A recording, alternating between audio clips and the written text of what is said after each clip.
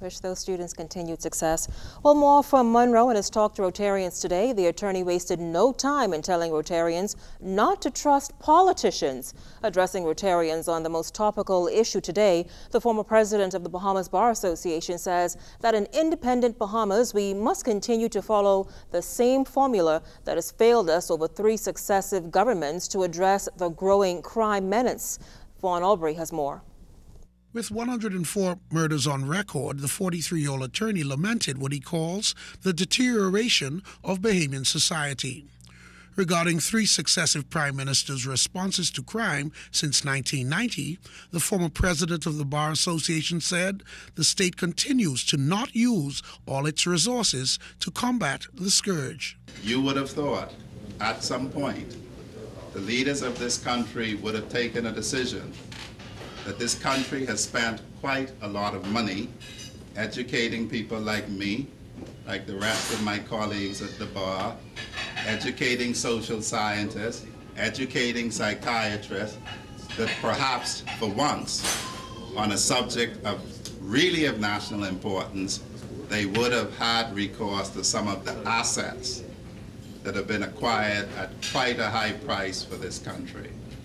But I am sad and distressed to tell you that successive administrations have utterly and completely failed to have any regards to the assets available to them to assist them.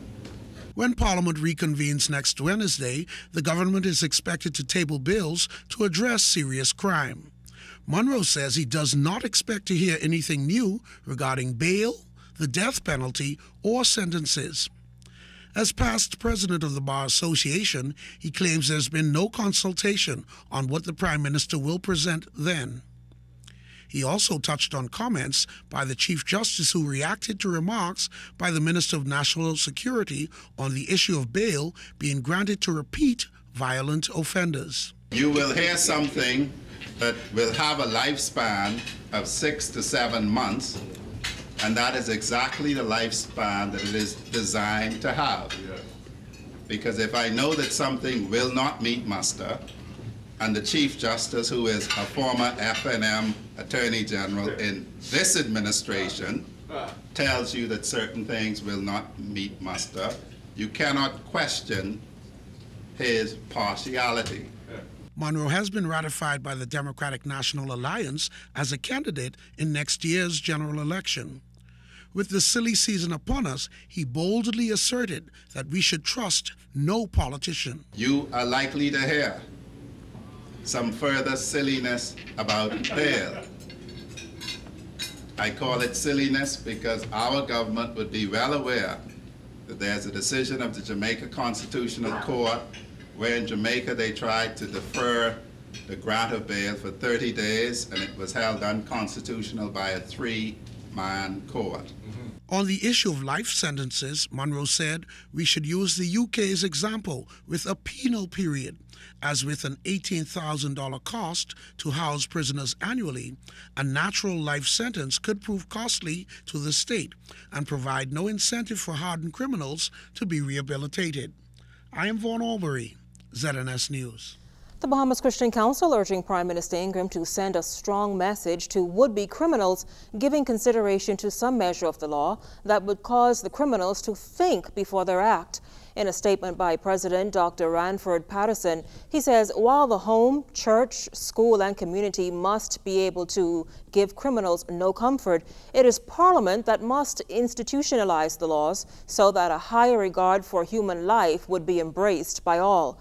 Patterson says we are late in seeking concrete ways to answer this crime wave, as 104 murders constitute a national crisis and is too much for our national conscience. In the same vein, Patterson is encouraging political parties not to use the death of individuals as a football, since we have been besieged by this crime culture under successive governments. He noted that it is wrong to blame any minister in the government for crime, as all Bahamians must bear some degree degree of culpability for where we are. He says there needs to be a new commitment by everyone not to participate in crime, but return to biblical principles. The Road Traffic Department leaves much to be desired, and today employees there staged a lunchtime demonstration in front of the Clarence A. Bain building, protesting what they claim are deplorable working conditions, and they're asking the government to intervene. Fern Carey fills us in.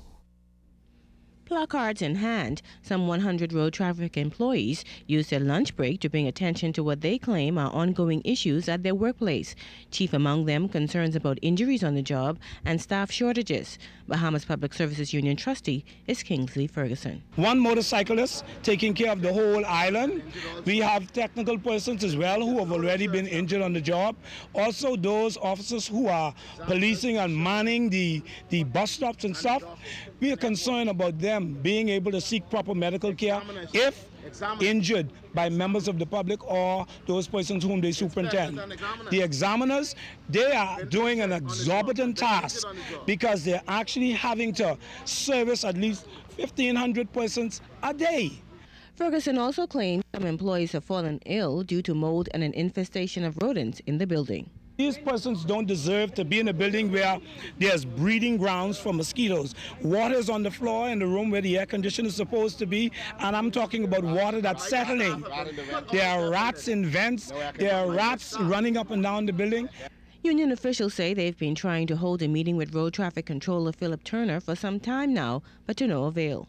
Ironically, these concerns come amidst Public Service Week celebrations and ahead of BPSU elections tomorrow. However, Road Traffic Controller Philip Turner admitted that the concerns are valid, and he says they're being addressed. That is an issue that we put before the Ministry of Public Works, who has responsibility for the maintenance of this building. We, the Road Traffic Department, share this building with other departments, many other departments. And from time to time, no doubt there will be concerns, and that is a valid concern. With respect to the issue about rodents in the building, I suspect that there is merit in that comment. In old buildings, particularly, you do have that issue. And the Ministry of Works will seek to ensure that the relevant entities come in to address that.